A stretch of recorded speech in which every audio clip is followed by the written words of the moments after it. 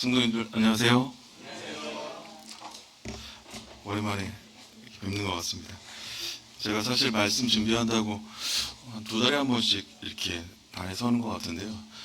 네, 그 말씀을 준비할 때 주님께서 보여주시는 말씀들이 있고, 또 제가 이렇게 주님 앞에서 받은 말씀들을 가지고 이렇게 전하기도 합니다. 근데 말씀을 2달 동안 생각하고 잘 준비했다고 생각을 하고 어제 저녁까지, 그러니까 오후까지 준비를 했는데, 근데 저녁 때 이제 들어가서 10시쯤에 말씀을 살펴보면서 주님께서 말씀을 이렇게 바꾸시는 그런 시간을 주셨어요. 짧은 시간이지만 주님께서 인도하신 그런 방법이기 때문에 어떻게 역사하실지 또 기대가 되고, 또 주님이 주신 말씀을 짧게 한번 나누고 싶습니다. 제가 어제 말씀 예레미야서를 읽었는데요.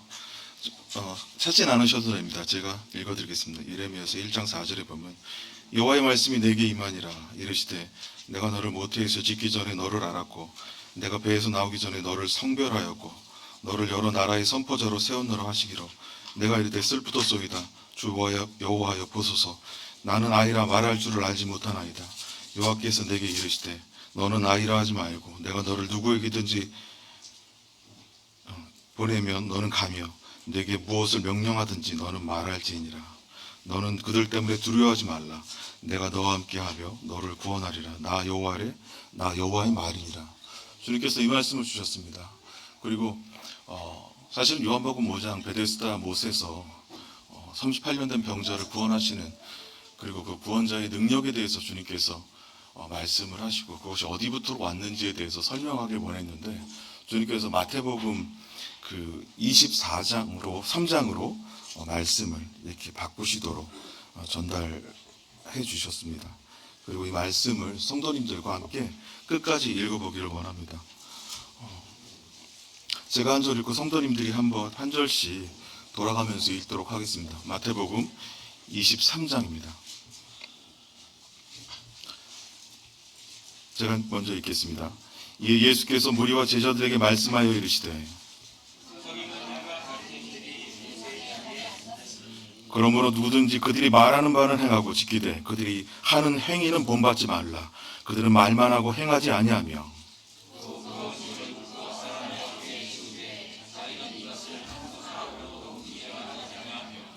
그들의 모든 행위를 사람에게 보이고자 하나니, 곧 그 경문띠를 넓게 하며 옷수를 길게 하고 시장에서 문안 받는 것과 사람에게 라비아 칭함을 받는 것을 좋아하느니라.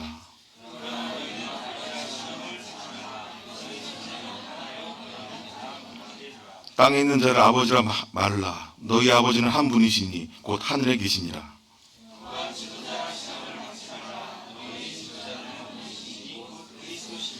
너희 중에 큰 자는 너희를 섬기는 자가 되어야 하리라.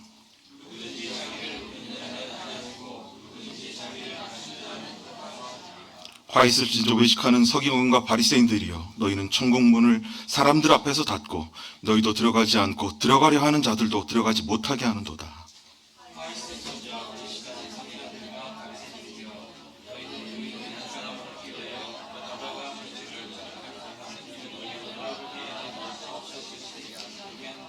화 있을진저 눈먼 인도자여, 너희가 말하되 누구든지 성전으로 맹세하면 아무 일 없거니와 성전의 금으로 맹세하면 지킬지라 하는도다.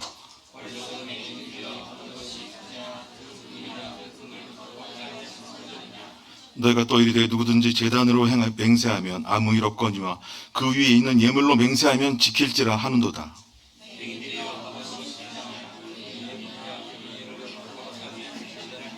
그러므로 제단으로 맹세하는 자는 제단과 그 위에 있는 모든 것으로 맹세하며,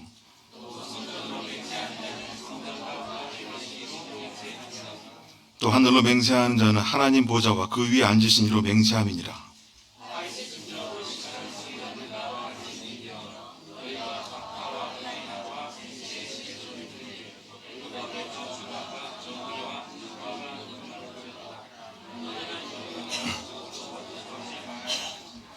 맹인된 인도자여, 하루살이는 걸러내고 낙타는 삼키는도다.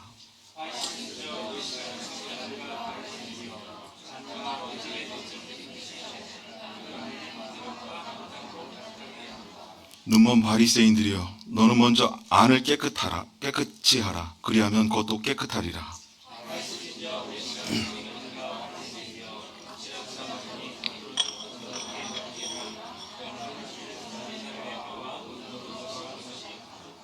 이와 같이 너희도 겉으로는 사람에게 옳게 보이되 안으로는 외식과 불법이 가득하도다.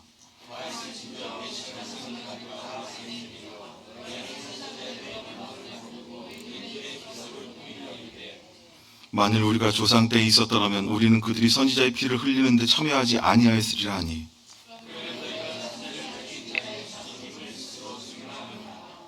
너희가 너희 조상의 분량을 채우라.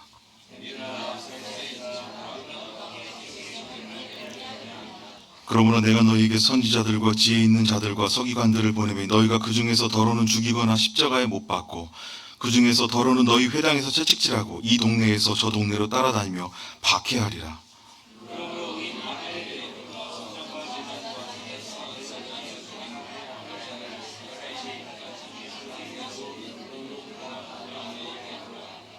내가 진실로 너희에게 이르노니 이것이 다 이 세대에 돌아가리라.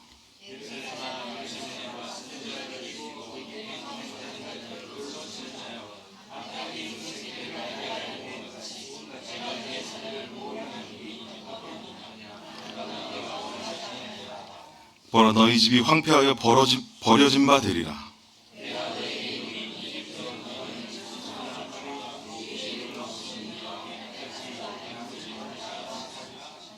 아멘. 네, 감사합니다.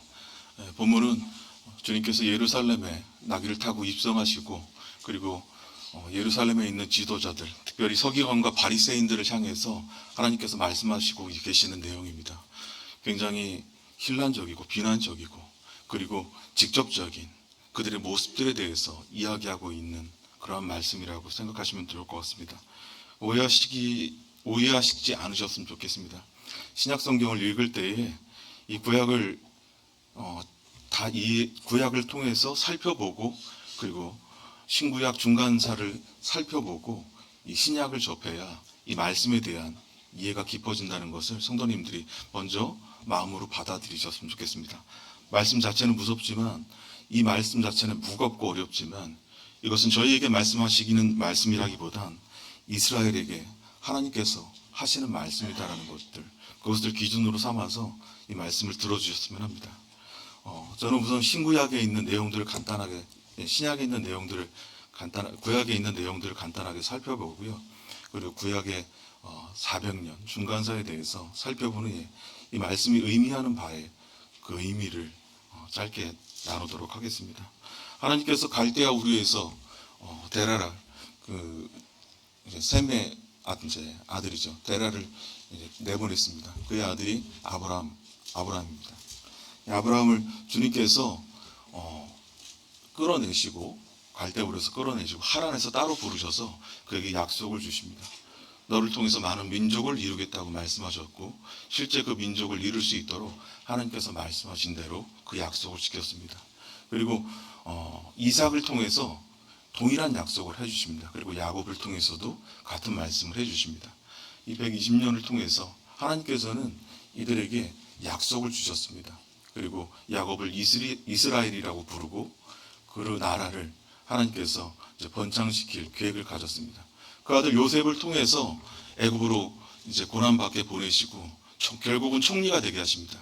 그리고 이스라엘에 있는 그런 가족들을, 애굽에 있는 가족들을 다 이제 그 하란에 있는 가족들을 다 애굽으로 불러들이죠. 그때 70명이었거든요. 그리고 400년 기간 동안 이들이 200만이나 되는 그런 가족을 이룹니다. 그냥 가정에서 가문으로, 그 가문에서 주님께서 민족을 삼으셔서 하나님의 약속하신 바를 이뤘습니다. 그리고 400년 기간이 지나고 나서 하나님을 알지 못하는 바로가 왕이 되면서 이스라엘 사람들이 핍박받고 또 고난을 당하게 됩니다. 그런 과정을 통해서 하나님이 약속하신 땅이 아니라면, 또 하나님이 말씀하신 바가 아니라면 의미 없다라는 것들을 깨닫게 하시고, 그리고 하나님이 세우신 모세를 통해서 출애굽을 준비하시고, 그리고 실제로 출애굽을 이뤘습니다. 그리고 하나님께서는 어떻게 하셨습니까? 요수아와 갈렙을 통해서 그들을 가나안 땅으로 입성시키셨습니다. 그리고 그 땅에 그 일곱 족속을 가나안 일곱 족속을 다 멸하고 정복하라고 말씀하신 대로 정복은 했지만 그들을 다 멸하진 않았어요. 그들이 가지고 있는 문화들 그리고 그들의 민족들을 남겨놓다 보니까는 결국에는 이제 여호수아와 갈렙이 죽고 나서 다음 세대들 사사기를 이제 보기 이후에 보면은 그 전에 민수기를 보면은 이렇게 말씀하고 있습니다. 그들이 하나님을 알지 못했다. 가나안에서 이제 평안한 삶을 살다 보니까 그 자녀들이 하나님을 알지 못하는, 자녀들에게 하나님의 말씀을 채워주지 못하니까 하나님을 알지 못하는 세대로 자라나게 됐고, 그들은 가나안 사람들과 혼인하고 그들이 가지고 있는 문화들과 잘못된 그런 우상숭배들로 자신들을 더럽히기 시작했습니다. 그래서 하나님께서는 사사를 통해서 그들이 잘못할 때에 이스라엘을 징계하셨고, 그들이 어려울 때에 사사를 일으키셔서 그들을 구원하셨습니다. 그런 일들이 계속 반복이 됩니다. 계속 반복이 됩니다. 그리고 나서 그들이 이제 마지막 사사로 사무엘을 하나님께서 세우시죠. 근데 이스라엘 백성들이 어떤 말을 하냐면요, 이제는 우리는 사사를 갖는 것을 원치 않는다. 우리에게 왕을 줘라. 이런 얘기를 하죠. 그러니까 하나님께서는 사무엘에게, 마지막 사자이자 최초의 선지자인 사무엘에게 말씀하십니다. 그렇게 해라. 그들이 나를 버린 것이 아니라, 너를 버린 것이 아니라 나를 버려 나로 말미암아 그들의 왕이 되지 못하게 하려 함이니라고 하나님께서는 말씀하셨습니다. 그들이 그런 말을 한 것은 예수 그리스도를 버렸던 것 같이 하나님을 버리고자 하는 마음이 그 중심에 있었다고 하나님께서는 분명하게 말씀해 주고 있습니다. 그 이후 사울과 다윗과 그리고 또 솔로몬을 통해서 하나님께서는 이스라엘을 왕정 국가로서 다스려 갈 수 있도록 만드십니다. 근데 그 120년 동안 40년 이렇게 120년 동안 이스라엘이 보여진 모습은 왕으로서 하나님의 그 인도를 받는 국가로서 온전하지 못했어요. 특별히 솔로몬 시대에는 너무나 평안했기 때문에 솔로몬이 가지고 있는 그 첩들이 700이고 아내들이 300명이라고 합니다. 그리고 우상숭배, 말년의 우상숭배로 말미암아서 이스라엘이 굉장히 궁핍하고 그리고 어려워지는 그러한 상황으로 지나가게 됩니다. 그 이후에 이제 솔로몬이 죽고 나서 여로보암이 이제 솔로몬 그 다음 세대 로보암에게 아들에게 찾아오죠. 열시파들이 같이 찾아와서 아버지가 우리들에게 매긴 세금이 무겁기 때문에 이 세금을 좀 낮춰줬으면 좋겠다. 그리고 행정 편의를 좀 봐줬으면 좋겠다라고 얘기하니까 로보암이 그 젊은 친구들과 함께 그들을 맞으면서 난 아버지보다 더 힘들게 너희들을 다스릴 것이다. 이런 얘기를 하고 결국 왕국이 분열됩니다. 열왕국은 북이스라엘로, 그리고 유다와 베냐민은 이제 남왕국으로 이렇게 분열되게 됩니다. 그리고 나서 굉장히 하나님께서는 많은 그들이 왕국이 분열하고 나서 범죄와 죄악을 끊이지 않았어요. 하나님을 그 많은 선지자를 통해서 그들이 변화되기를 원했고 또 그들이 바뀌기를 원했습니다. 저희가 방금 읽은 말씀처럼 하나님께서 많은 선지자들을 보냈고 그들을 통해서 교훈받고 그들이 삶을 하나님 앞에 회개하고 돌이키기를 원했습니다. 많은 민족들을 보내고 많은 나라들을 통해서 그들의 삶이 잘못됐음을 지적하고 그들을 삶을 회개시키길 원하셨어요. 그들에게 분명하게 선지자들을 통해서 지적했습니다. 근데 그들은 어떻게 했습니까? 근데 하나님이 보내신 선지자들을 죽이고 멸시하면서까지 멸망을 자처했습니다. 그래서 북이스라엘은 722년에 아수리의 살만에세를 통해서 이제 망하게 됩니다. 그리고 사르곤 2세가 왕위의 다음 왕위에 오르고 나서 이스라엘을 아주 강력하게, 북이스라엘을 강압적으로 지배하기 시작했습니다. 또 이스라엘 사람들이 잡혀가고 그리고 그들과 혼합하고 또 사마리아의 지역이 이제 중심 지역이었는데요, 수도였는데 그곳에 다른 나라 사람들, 아수르와 바벨론, 구다와 하와와 하맛과 스바림에서 사람들을 옮겨서 이스라엘 사람들과 이렇게 같이 살게 하면서 혼합시키고 그리고 이렇게 단일 민족으로서 그 민족성을 잃어버리게 만듭니다. 이게 사마리아의 탄생입니다. 그래서 유다 사람들은 이스라엘 사람들을 인정하지 않는 거예요. 같은 민족으로 바라보지 않습니다. 남유다는 어땠습니까? 남유다도 하나님께서 계속해서 이사야를 통해서 그리고 또 예레미야를 통해서 여러 선지자들을 통해서도 동일하게 말씀하는데요. 듣지 않았어요. 그 당시에 그 하나님께서 그들에 대한 실상을 이사야서를 통해서 이렇게 말씀하고 있습니다. 이사야서 1장 보면은 4절에 이릅니다. 슬프다 범죄한 나라여 허물진 백성이여 행악의 종자여 행위가 부패한 자식이로다. 그들이 여호와를 버리며 이스라엘의 거룩하신 이를 만으로 여기고 멀리 물러가도다. 너희가 어찌하여 매를 더 맞으려고 폐역하느냐.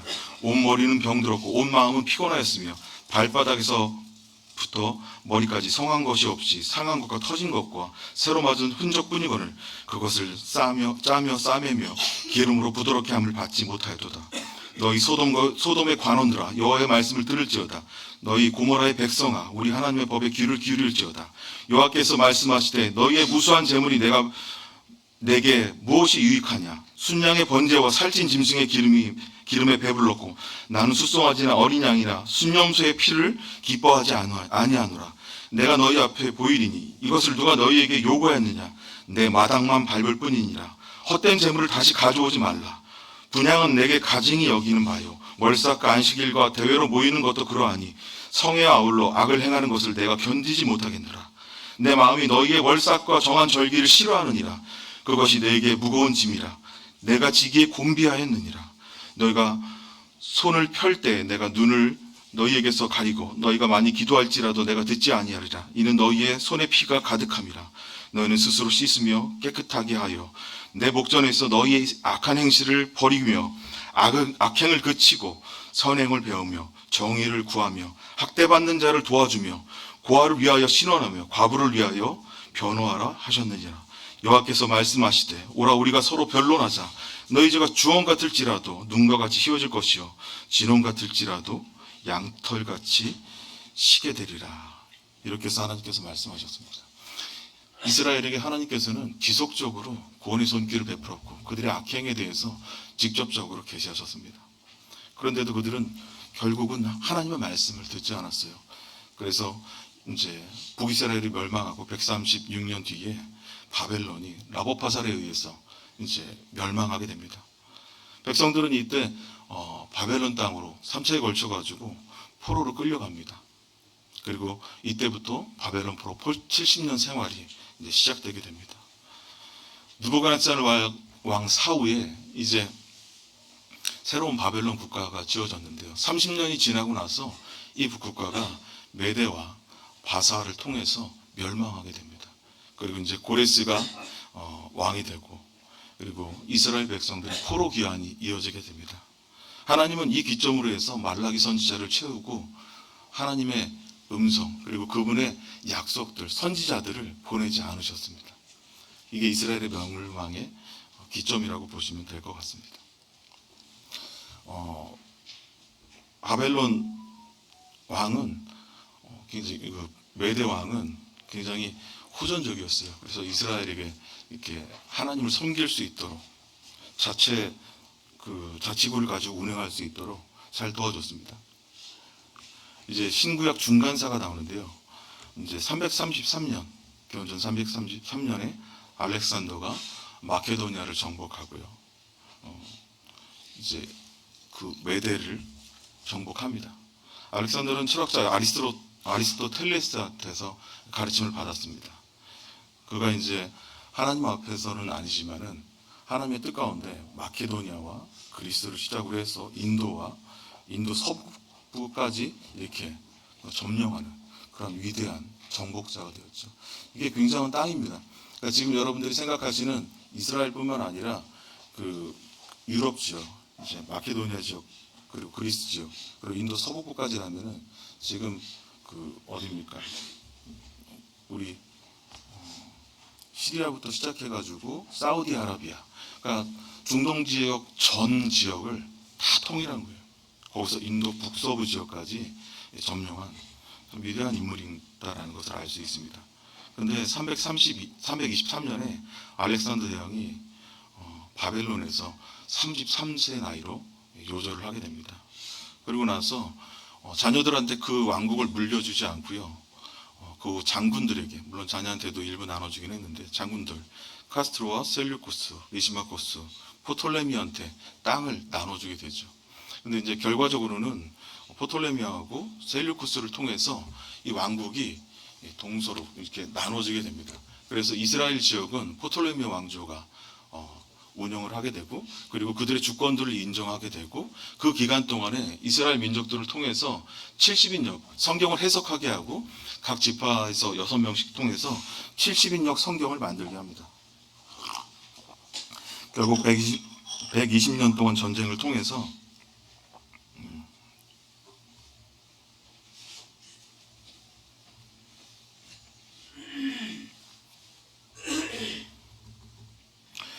120년 전쟁을 통해서 셀류쿠스 왕조가 승리하게 되는데요.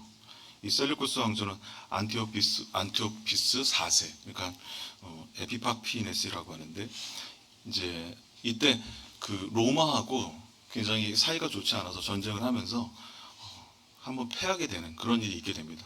그리고 나서 그 화풀이를 이스라엘에게 하게 됩니다.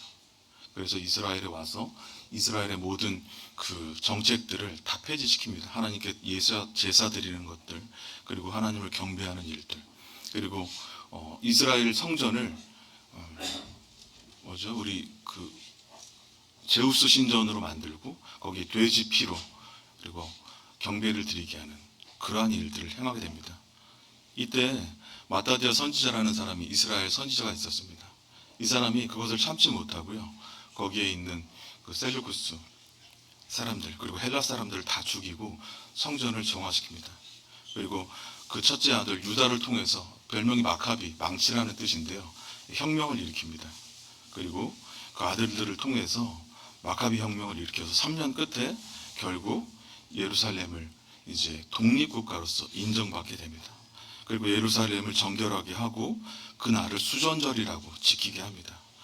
독립국으로 인정을 하고, 또 그 마카비 아들 요한과 시몬, 이 아들들을 통해서 하스몬 왕조를 만들고 60년 동안 이스라엘을 독립적으로 다스리는 그러한 시기를 갖게 됩니다. 근데 이들이 잘 지냈으면 좋은데 이 하스몬 왕조들 내분들로 인해서 굉장히 어려움들이 있었어요. 자기들이 정권을 차지하려고 하기 때문에 어려움이 있었는데, 이때 그 누구냐면은 안티파터라고 해가지고 이스라엘 사람인데 이 사람이 그 로마에게 환심을 사가지고 그 아들 헤롯에게 이 제사장직을 넘기는 그러한 일이 벌어집니다. 그래서 여러분들이 헤롯 대왕 하면은 로마 사람으로 이제 생각하시는 분이 있는데요, 그렇지 않습니다. 이 헤롯 대왕은 주전 73년경의 소선인 이두메 사람 안티파터의 둘째 아들입니다. 그리고 태어난 지 주전 37년에 유대의 왕이 됩니다. 헤롯 왕가로 비호를 받아가지고 이제 혈통을 이어갔고요. 이 헤롯 대왕을 통해서 제대로 된 제사장이 일어나지 않습니다. 또 그들이 비호를 받은 제사장들은 정치나 이런 권력에서 모든 것들을 탐하고 실제 이스라엘을 이렇게 지배하는 그런 사람들이 됐습니다. 이 사람들을 사두개인들이라고 부르죠. 이 땅에 있는 소망들을 믿지 않고 당장 눈에 보이는 것들, 그리고 정치 권력을 손에 쥐고 그들과 밀약해서 이스라엘 백성들을 굉장히 어렵게 만들었던, 또 이 시대에 어떤 사람들이 생겨나면 바리새파, 일반 평민들이지만은 하나님의 규율을 잘 지키고 열심으로 섬기는 사람들이 일어나죠. 하지만 하나님과 상관없는 사람들이요. 그들이 하나님의 율법 외에 이들이 이런 일이 있고 나서, 전쟁이 있고 나서 성전이 없어졌어요. 그렇죠? 그럼 어떻게 했을까요? 어디다 모였을까요? 회당을 만들었습니다. 회당을 만들어서 성인 10명 이상이 되면요, 그 회당에서 하나님을 섬기고 하나님을 말씀을 읽고 경배하는 일들, 이 400년 기간 동안에 이러한 일들이 일어나는 겁니다. 그리고 이제 헤롯 대왕이 죽고 나서 헤롯 아켈라오가 그 왕위를 있는데요, 성경에는 예수님의 부모 요셉과 마리아가 이 헤롯 아켈라오가 왕이 됐다라는 이야기를 듣고 다시 돌아가는 걸 두려워해서 갈릴리로 갔다고 합니다. 그 이후에 이제 엘르아살, 요아살, 그리고 안나스, 이렇게 그 계속 왕위가 이어져 갔는데요. 이제 분봉왕이라고 하죠. 분할할 분, 그리고 이제 그 봉할봉. 그러니까 분할해서 분할된 지역을 다스리는 왕들로, 이런 왕들을 하나님께서 이제 로마가 세웁니다. 그래서 티베리우스가 통치하던 15년 때에 안나스가 가야바 대제사장으로 임명되는 이러한 일들이 일어납니다. 제가 이 말씀을 왜 드리냐면, 저희가 방금 읽은 마태복음 23장을 이해하실 때 그냥 읽으면 이거 굉장히 정죄받는 말씀이에요. 그런데 하나님께서는 이런 과정들을 통해서 그들의 제사장, 서기관, 바리새인들이 어떤 사람들이었는지, 어떻게 혈통을 이어가고 세워갔는지를 설명해 드리기 위해서 이 말씀을, 그래서 성경을 해석할 때 이 역사적인 부분들이 중요하거든요. 그 부분을 설명드리고자 이 말씀을 읽어드리는 겁니다. 그리고 유대 총독 발레리우스, 그 다음에 유대 사람들이 아니라 이제는 로마에서 직접적인 그 로마 총독을 세우게 됩니다. 그게 누구냐면 빌라도죠. 예수님을 십자가에 못 박으라고 내어준 사람. 이때 생긴 파들이 바리새파입니다. 회당 중심으로 모이고요.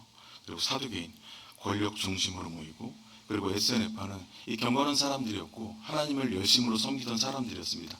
이 사람들은 이스라엘 사람들과 함께하지 않고요, 따로 동굴 지역에 넘어가서 성경을 옳게 분별하고 하나님의 말씀에 대해서 그리고 연구하고, 그들을 통해서 결국 성경이 오늘날까지 전수될 수 있도록 만든 사람들이기도 합니다. 그리고 열심당원들이 있었습니다. 이 열심당원들 같은 경우는 마카비 혁명 이후에 독립을 통해서 자기들의 독립을 이제 이뤄내겠다고 열심을 갖고 있던 사람들, 이런 다양한 사람들이 이스라엘에 모여 있었던 겁니다. 마태복음 23장을 통해서 우리가 볼 수 있는 것은요, 우리는 예수님 당시의 종교 지도자들은 아론의 혈통도 아니고 또 예언자들을 죽인 자들이고 예수님을 죽이려고 했고 결국은 예수님을 죽인 자들이다 라는 것을 말씀드리기 위해서 이 전체적인 개요를 설명을 드린 겁니다. 그런데 왜 예수님께서 이들을 뱀들아, 독사의 새끼들이라 이렇게 말씀을 하셨을까요? 왜 이렇게 주님 말씀하셨습니까? 이것은 예수님께서 그냥 그들을 욕하기 위해서, 비난하기 위해서 하신 말씀이 아니에요. 그리고 그들의 가증스럽고 추악한 행위만을 보시고 빗대어서 비유한 것도 아닙니다. 이들은 실제로 뱀의 자식들이다 라고 주님 말씀하고 있습니다. 그 말씀이 어디 나와 있습니까? 창세기를 보시면요, 3장 15절에 내가 너희로 여자와 원수가 되게 하고 너희 후손도 여자의 후손과 원수가 되게 하리니 여자의 후손은 내 머리를 상하게 할 것이요 너는 그의 발꿈치를 상하게 할 것이니라. 이 저주의 예언의 말씀은 하나님께서 하와를 깨워서 선악과를 먹게 만든 뱀에게 하신 말씀입니다. 여자의 후손과 뱀의 후손이 서로 원수가 된다라고 말씀하고 있습니다. 예수님을 모함해서 죽인 자들, 그들이 어떤 사람들입니까?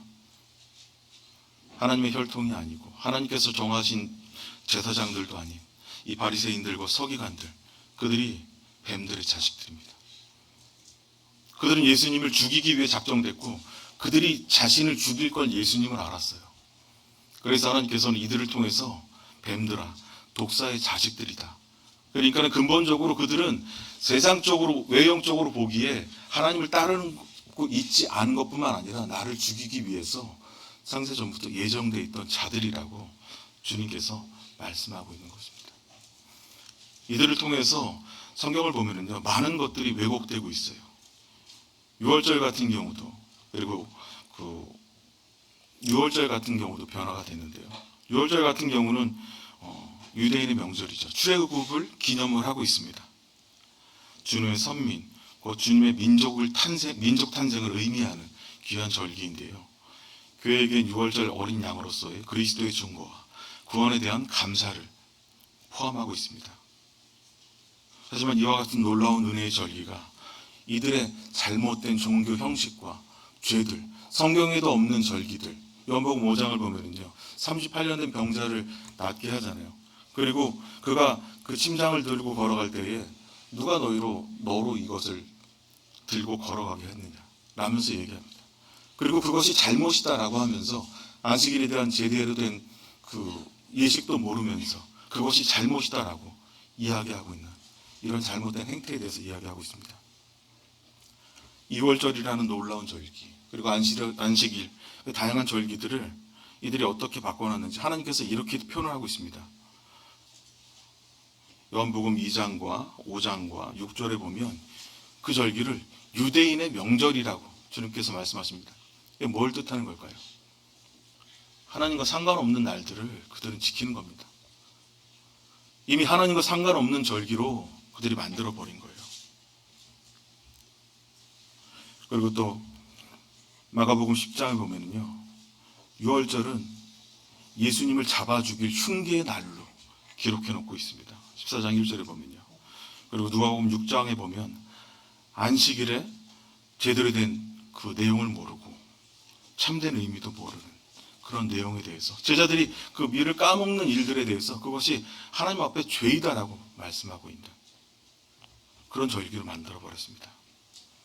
그래서 말라기 1장 10절에 보면요, 주님께서 너희가 내 단에 쓸데없이 불을 놓지 않도록 너희 중 하나가 성전 문을 닫았으면 좋겠다. 나는 너희를 좋아하지 않는다. 그러므로 너희가 드리는 것을 받지 않을 것이다. 그들은 이미 하나님과 상관없는 삶을 살고 있었습니다. 형식은 지켰지만 모양은 있었지만은요, 하나님과 상관없는 날들로 그들의 의식을 다하고 의무를 다하고 있는 것처럼 여기고요. 그렇게 하나님을 경배하고 섬긴다고 여기는 자들이죠. 로마서 10장 2, 3절에도 이렇게 얘기하고 있습니다. 내가 증거하노니 저희가 하나님께 열심히 있으나 지식을 쫓는 것이 아니라 하나님의 의를 모르고 자기 의를 세우려고 힘써 하나님의 의를 복종치 아니했다라고 그들에 대해서 하나님은 말씀하고 있습니다. 하나님의 뜻도 모르고요, 자기 뜻, 자기가 좋은 것들, 자기의 눈에 보이는 것대로 하나님을 섬기는, 자기 하나님을 만들어서 그런 하나님을 섬기고 있었던 그들에 대해서 하나님께서 질책하고 있습니다. 요한복음 5장 39절에도 주님께서 이렇게 말씀하고 있습니다. 너희가 성경에서 영생을 얻는 줄 생각하고 성경을 상고하거니와 이 성경이 곧 내게 대하여 증거하는 것이로다. 그러나 너희가 영생 얻기 위하여 내게 오기를 원하지 아니하는도다. 나는 사람에게 영광을 취하지 아니하는도다. 다만 하나님을 사랑하는 것이 너희 마음속에 없음을 알았노라. 이들의 마음 가운데는 하나님을 사랑하는 마음이 없었습니다. 제가 어제 그 집사람하고 좀 뭐 이렇게 일이 있어가지고 잠깐 뭘 하나 구매를 했는데 일에 필요해가지고 너무 좋아 보여서 이 집사람한테 이렇게 보여주고 싶고 그런 거예요. 자랑하고 싶은 거예요. 그래서 내가 집사람을 얼마나 사랑하는지에 대해서 표현하고 싶은 거죠. 내가 사랑하는 것이 있으면요, 소개하기 마련이고 그걸 자랑하기 마련이에요. 우리는 예수 그리스도라는 놀라운 사랑, 그분의 큰 은혜를 입었죠. 저는 폴 워셔 목사님을 개인적으로 좋아하는데 그분이 그런 비유를 들었습니다. 자기가 아침에 오는데 신호등이 교회를 빨리 오고 싶어서 가지고 딱 신호등에 서 있는데 빨간불이었대요. 그래서 건너갔는데 앞에 20톤짜리 덤프트럭이 자신을 치었다는 거예요. 하지만 나는 기적같이 일어나서 하나님 앞에 예배를 드리기 위해서 왔다, 이렇게 얘기를 합니다. 여러분 사실입니까? 그럼 물었더니 성도들이 아니라는 겁니다. 거짓말이죠? 그러면서 그분이 그런 말씀을 하시더라고요. 여러분들은 예수 그리스도라는 거대한 사랑에 부딪혔음에도 왜 변화가 없는 것입니까? 그분의 사랑에 부딪히면 마땅히 그분에 대한 모양이 나타날 것입니다. 이런 표현을 쓰시더라고요. 그들이 지키는 유월절, 그들이 하나님을 섬기던 그 모습들은 이미 하나님과 상관없는 일들이 되었다라고 주님께서 말씀하고 있습니다. 저는 이 말씀을 보면서 주님께서 저에게 어떤 말씀을 주길 원하십니까? 단순히 이 역사적인 사실들을 통해서 이스라엘과 교회를 구분하고, 그리고 이 말씀을 통해서 그들이 갖고 있는 형식들을 비난하는 것에서 마치길 원하십니까? 주님 앞에 물어봤어요. 그것이 아니다. 예수 그리스도라는 큰 사랑, 나라는 사랑에 너희들이 휘감겨 있다. 그리고 그 은혜 가운데 너희가 함께 살고 있다. 그리고 그들이 가졌던 그 이스라엘이 가졌던 그 못된 모습들, 잘못된 모습들, 그것을 본받지 말고 너희들은 새로운 피조물로서 예수 그리스도 안에서 완전한 자, 그리고 온전한 자라는 것을 믿음으로 증거하고 그리고 주장하고 또 그것을 나타내고 주님을 기뻐하고 주님과 동행하면서 나를 기뻐하고 나와 동행하면서 나와 함께 사랑하면서 살자고 말씀하시는 그 말씀을 주님께서 전하라고 저한테 이 말씀을 주셨다는 것을 알게 됐습니다. 과연 내가 주님을 사랑하고 있는지, 그리고 내가 정말 그분의 사랑 가운데 있는지, 종교적인 형식 가운데 머물러 가지고 집단적인 종교적인 안정주의에 빠져 가지고 나는 그건 이스라엘 사람들이 그랬던 것처럼 이렇게 하나님을 섬기면 되겠지, 난 지금 주님을 잘 섬기고 있는 거겠지, 그렇게 생각하는 것이 아니라 늘 하나님 말씀이신 그분과 동행하면서 그분을 기뻐하면서 그분을 섬기는 저와 성도님들이 되어야 된다는 것을 주님께서 말씀해 주셨습니다. 그리고 두 번째로 주님께서 이번 광고에 제가 지난번에 드리려고 한 건데요. 저희들이 2024년도에 이제 그 새롭게 저희 목양의 기준으로 신방을 계획하고 있습니다. 일꾼 형제님들하고요. 신방을 계획하고 있는데 이 부분에 대해서 성도님들하고 짧게 좀 나눴으면 좋겠습니다. 에스겔서 34장을 보면요, 이렇게 써 있습니다. 에스겔서 제가 읽어드리겠습니다. 너희가 그 연약한 자를 강하게 아니하며 병든 자를 고치지 아니하며 상한 자를 싸매주지 아니하며 쫓긴 자들을 돌아오게 아니하며 잃어버린 자들을 찾지 아니하고 다만 강포로 그것들을 다스려도다. 그러므로 목자들아 여호와의 말씀을 들을지어다. 주 여호와의 말씀에 내가 나의 삶을 두고 맹세하노니 내 양의 무리가 노략거리가 되고 모든 들짐승의 밥이 된 것은 목자가 없음이라. 내 목자들아 내 목자들이 내 양을 찾지 아니하고 자기만 먹이고 내 양의 무리를 먹이지 아니하였도다. 내가 내 양을 그들의 입에서 건져내서 다시는 그 먹이가 되지 아니하게 하리라. 곧 내가 내 양을 찾되 목자가 양 가운데 있는 날에 양이 흩어졌으며 그 때를 찾는 것 같이 내가 내 양을 찾아서 흐리고 캄캄한 날에 그 흩어진 모든 곳에서 그것들을 건져낼지라. 예. 주님께서 제가 이제 원당교회에서 기도하면서 이 대학로교회를 생기기 전부터 형님들과 왔는데 그 전에 이제 주님께서 저희들이 신방을 할 때 주신 말씀입니다. 목양, 이 신방이라는 것은 원어적으로 파카트라고 하는데요, 히브리어로 보살피다라는 뜻입니다. 이 보살피다라는 뜻은 신자의 가정을 방문해서, 성도의 가정을 방문해서 직접 대면해서 그들의 형편을 살펴보고 그리고 상담하고 위로해주는 행위입니다. 그중에 어려운 성도가 있다면은 그 어려움을 들어주고 물질적으로나 상태적으로나 또 상황적으로 힘든 것이 있다면 그것을 돌봐야 되는 게 이 일꾼들의 책임이다라고 주님께서 말씀하셨습니다. 이스라엘 시대 때에 그들은 이 일을 제대로 하지 않았습니다. 저도 일꾼으로서 이런 일에 대해서 책임이 있다라고 주님께서 말씀하셨습니다. 그래서 앞으로는 형님들과 함께 이 일을 같이 하려고 하는데요, 부담을 갖지 않으셨으면 좋겠습니다. 이 신방은 어려운 신자들을 만날 때 그리고 갑자기 어려운 일이 생겼을 때 찾아가는 비정기적인 신방이 있고요, 그리고 매년 교회에서 정해진 기간 동안 실시하는 정기적인 신방이 있습니다. 이 신방을 통해서 성도들의 어려움뿐만 아니라 일꾼들과 성도들이 유기적으로 연합할 수 있다라고 주님께서 말씀하십니다. 히브리서 10장 24절을 보면 서로 돌아와 보아 사랑과 선행을 격려하라고 말씀하십니다. 이 신방을 통해서 어려운 분들, 특별히 제가 이런 경우가 있었어요. 자매님이 혼자 계셨는데 그 자녀들도 많고 남편이 돌아가셔가지고, 그런데 일꾼분들이 모든 걸 다 할 수 있는 건 아니에요. 근데 그 가정 형편이 어려운 것도 있지만 이렇게 손이 가는 일들이 참 많았어요. 그런데 일꾼분들은 그런 사정들을 살피고 직접 알고 본인들이 갈 수 없어서 연세가 있으시니까요. 장로님들이 거기에 필요한 일꾼 능력이 있는 분들을 세워가지고요. 그분을 불러서 그 가정에 가가지고 그 전등도 고쳐주고 그 집에 좀 그 도배나 이런 것들 알 수 있으면은 좀 비용은 교회에서 할 테니까 좀 도배도 해주고 새는 것도 고쳐주고 이런 세부적인 일들, 세세한 일들까지 같이 교회에서 나누고 짐을 질 수 있다는 거죠. 작은 부분입니다. 크게는 교회적으로 성도들을 이렇게 영적으로 살피고 가르치는 거 이런 부분들이 필요합니다. 그리고 신방은 일꾼 양성의 목적이 있습니다.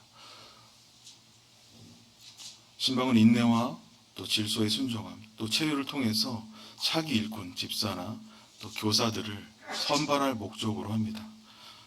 이런 일들은 단회적으로 끝나는 것이 아니라 하나님의 사역, 또 장기적으로 그리고 정기적으로 이런 일들을 함으로 인해서 성도들과 함께 연합하고 하나님을 나누고 그리고 살피는 이러한 일꾼들이 하나님의 몸된 교회에 앞으로 일꾼들이 되어야 한다고 주님께서 말씀하고 있습니다.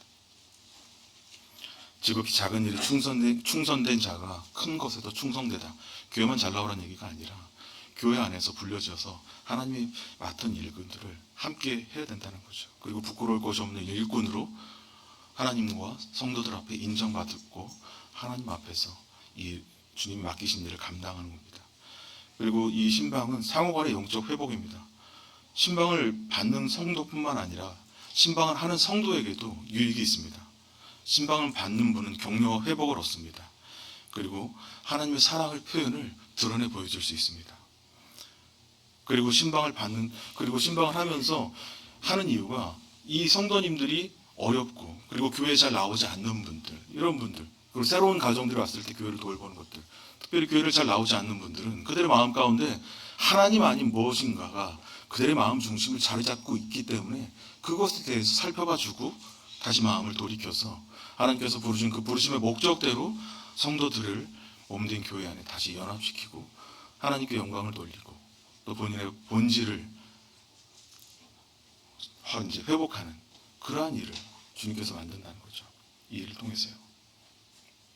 또 성도들은 신방을 가는 성도들은 이러한 상태들 그리고 그러한 모습들을 보면서 경계와 회복을 함께 얻게 된다라고 주님 말씀하고 있습니다.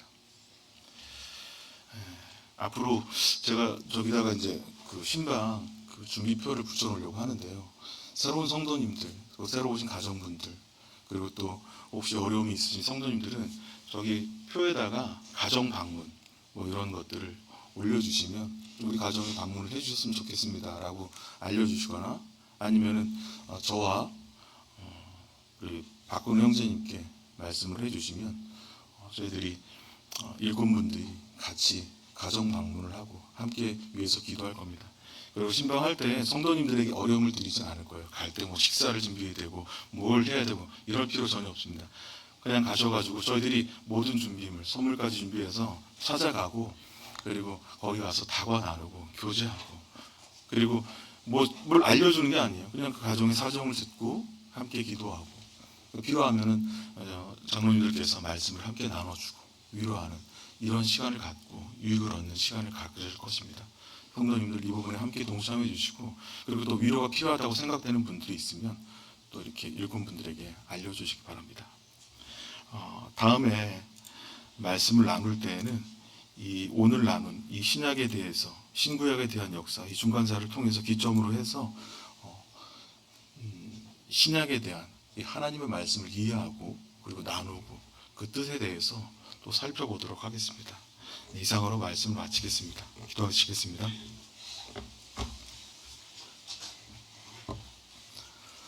아버지 하나님 감사를 드립니다. 내가 진리의 말씀을 옳게 분별하며 부끄러울 것이 없는 일꾼으로 인정된 자로 자신을 하나님 앞에 드리기를 힘쓰라고 말씀하신 하나님의 뜻을 생각해 보게 됩니다. 주님, 참 하나님께서 말씀하신 바 그 천상의 언어를 예수 그리스도를 통해서 이 땅으로 내려보내셔서 그 언어를 보게 하시고 또 듣게 하시고 또 그분을 만진바되고 본바되고 느낄 수 있도록 인도하시는 아버지 하나님의 사랑과 은혜를 찬양하며 경배를 드립니다. 주님의 그 놀라운 사랑으로 말미암아서 저희가 예수 그리스도라는 그 놀라운 은혜 앞에서 참 그런 놀라운 충격 앞에서 완전해지고 온전해질 수 있음을 고백을 드립니다. 주님, 오늘 저희가 살펴본 이 내용들과 같이 주님께서 참 저희와 같은 자들을 하나님의 그 놀라운 사랑 안에 두시기 위해서, 하나님의 놀라운 그 권능 안에 두시기 위해서 어떠한 일을 준비하셨는지, 또 어떠한 희생을 치르셨는지, 그리고 어떠한 영광 가운데 저희를 부르셨는지에 대해서 살펴보게 하신 것을 감사를 드립니다. 그리고 또 그들의 잘못들을 통해서 저희가 하나님 앞에서 드리고 있는 예배와 그리고 하나님 앞에서 드리고 있는 여러 가지 모습들이 온전한지 온전하지 않은지에 대해서 주님 분별할 능력들을 보게 하신 것에 대해서 감사를 드립니다. 주님, 저희가 이제 주님의 뜻에 따라서 우리 안에 살아계신 예수 그리스도의 그 말씀 그리고 성령의 능력 가운데 주님과 동행하며 주님을 기뻐하며 참 주님께 영광 돌리고 참 주님을 모든 것 삼는 저와 대학로교회 성도들이 될 수 있도록 주님께서 도우시기를 더불어 기도를 드립니다. 그리고 성도님들이 이제 교회가 신방을 통해서 성도들을 좀 돌보고 목양할 때에 그리 함께 하셔서 주님이 영광을 받으시고, 그리고 쓰러져 있고 넘어져 있고 참 머리부터 발끝까지 상해져 있고 싸매주지 못하는 참 그런 상처를 싸매셔서 회복시키시고 참 그 성도들을 통해서 주님이 다시 영광 받을 수 있도록 주의 성령의 능력 가운데 이 목양의 일을 축복하시고 주님 영광을 받으시옵소서. 감사를 드리며 살아계신 우리 주 예수 그리스도의 이름으로 기도를 올려드립니다. 아멘.